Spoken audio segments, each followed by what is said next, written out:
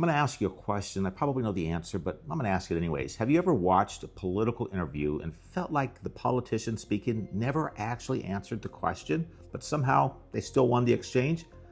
Well, I'm going to tell you that's not an accident. You see, it's a set of techniques. And today on the Pundit Playbook, what we're going to do is dissect a masterclass in narrative control so you can spot these moves in real time. I want to welcome you to Think Sharper. I'm Allen Stafford, and with 30 years in marketing and as a certified neuroscience coach, I've seen the mechanics of persuasion from the inside.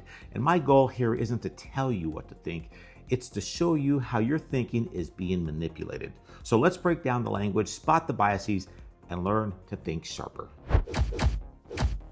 All right, our case study today is an interview with former Speaker Nancy Pelosi. Now, as always on this channel, we're not here to debate her politics.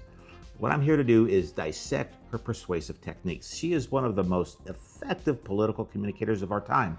And this interview, well, this is a perfect example of why. So the first and most common technique we're going to take a look at is the pivot.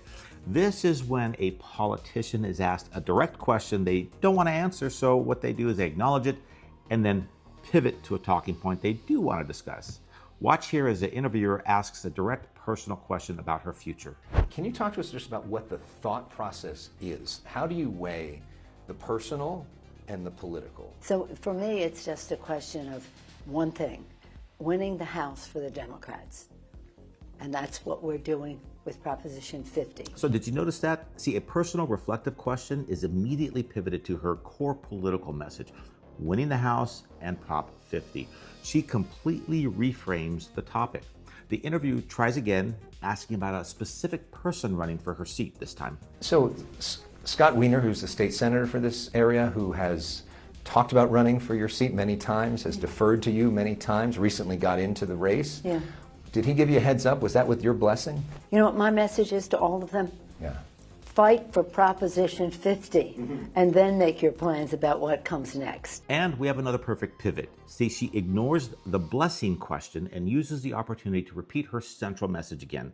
This, folks, is narrative control 101. So the next technique is the dismissal. This is when a politician is presented with a strong counterargument, and instead of debating the merit of the argument, they dismiss the person who made it. It's a way of avoiding the argument entirely. So for example, the interviewer brings up a strong counterpoint from Arnold Schwarzenegger, calling her proposition cheating. Arnold Schwarzenegger, who's against Proposition 50, who helped put independent redistricting, has suggested instead of changing the rules, you should outperform Trump, don't out-cheat Trump. I always say to people who are no longer in the game, enjoy your retirement. We're in the fight, and this is how we're going to win. So did you see that or hear that? She's actually basically dismissing the person Schwarzenegger, creating her own narrative where he's irrelevant and not important to the conversation. So that is what allows her to avoid this or his actual point without ever having to argue against it. And this last technique, well, this is the most powerful from a neurological perspective. It's using loaded emotional labels. This strategy bypasses the logical brain and frames the debate as a simple good versus evil story. Our brains are wired to respond to these emotional cues. Listening to how she describes a Republican bill, it's not just a bill I disagree with. In fact, they took over $150 billion out of their ugly bill, which they called beautiful, from SNAP, from the food stamp program. I just think that's totally wrong. In fact, I think it's evil. What's like one word you'd use to describe Mike Johnson's leadership? Puppeteer. Oh, puppet. He's just a vile creature. The worst thing on the face of the earth. But anyway. You think he's the worst thing on the face of the earth? I do, yeah. I do. Because he's the President of the United States and he does not honor the Constitution of the United States. All right, so words like evil, puppet, and vile creature are designed to trigger a strong emotional reaction. It stops being a debate about policy and becomes a moral battle. This, my friend, is a hallmark of the Pundit Playbook. Frame your side as good and the other as evil.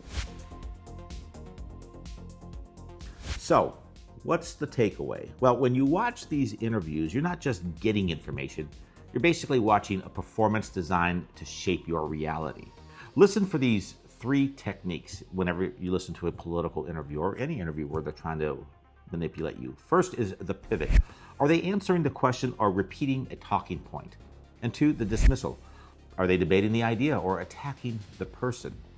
And 3, the emotional label. Are they using logic or are they using loaded moral language to make you feel a certain way? See, the goal isn't to become cynical, it's to become a critical consumer of information. And that's how you learn to think sharper. In the comments, let me know another example of a pundit pivot you've seen in this week or any other time. And if you want to learn more about how to spot these techniques and understand the mechanics of persuasion, be sure to subscribe to the channel so you don't miss the next video. Thanks for watching.